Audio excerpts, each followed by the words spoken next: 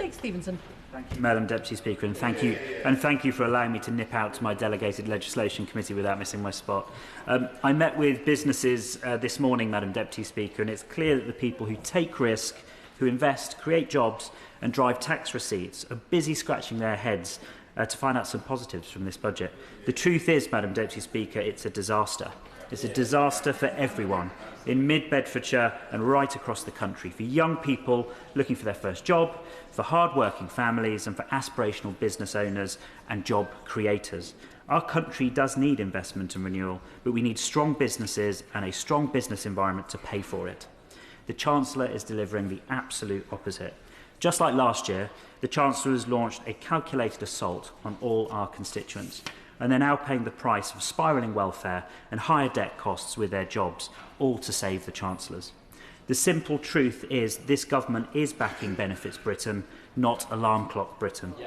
And with broken promises after broken promises, Madam Deputy Speaker, the Chancellor is slipping into a black hole of her own making, and it can't come quick enough for most of us. I'll gladly give way. Thank the honourable member for giving way. I'd genuinely be interested to know, he asked for any positives. Does he not think that raising more children out of poverty than any other parliament on record is a positive? Would he not welcome that? Does he not think that benefits all of us? I think absolutely everybody in this House wants to bring children out of poverty. The way to do that is get more families into jobs so that they can afford to bring their children up and take responsibility. Members on this side of the House know that it is business that invests, creates jobs, grows our economy, and that enables investment in our public infrastructure.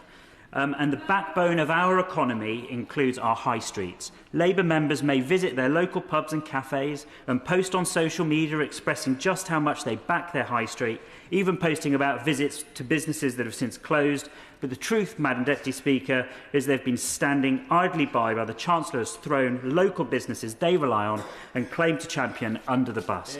They did it last year. They'll do it again this year when they vote this budget through, and if the Chancellor comes back for more, as she will, they'll do it again. Let's look at the damage being done to a typical high street pub in Bedfordshire, charged £7,448 in business rates by the last Conservative government, increased after the last budget to £24,309. And whilst local authorities are yet to publish the charge for next year, after the 3-yearly business rate re-evaluation and by abolishing the retail, hospitality and leisure relief, wait for it, the charge is likely to be around £45,000 when transitional relief ends. That's a whopping tax increase before a single penny is taken in sales of roughly 500% over the course of this Parliament. It's an absolute disgrace, Madam Deputy Speaker. It's an attack on our ambitious small business owners, on our constituents who leap out of bed at the sound of their alarms, work hard, play by the rules and create jobs. Is it any wonder, Madam Deputy Speaker, that many of them are now asking themselves, what's the point? Business rates for retail, hospitality and leisure businesses must be abolished, and that's exactly what the Conservative government will do.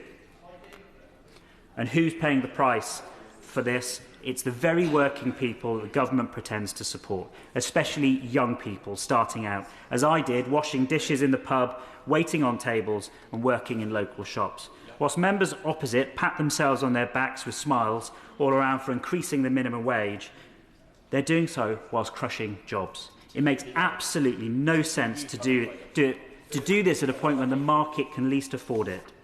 Unemployment is through the roof. 1 million 16 to 24-year-olds and rising are not in education, employment or training. This is an absolute scandal, which this government's economic plan does nothing to fix. Indeed, my honourable friend is absolutely right. It makes it absolutely worse. The benefits of an increased minimum wage are meaningless for those who don't have a wage.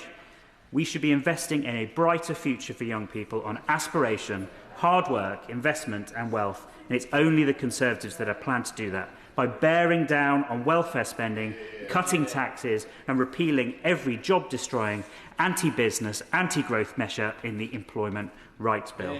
By kick-starting young people's working lives with a £5,000 first jobs bonus, I have no time, backing young people to buy their first home, not, as this government is doing, stifling the chances of a good job, punishing people with higher taxes when they do find employment, pushing graduates into higher student loan repayments and making it harder to save for retirement. The appeal to flee socialist Britain has never been so obvious, nor has it been so easy, and the exodus has already begun.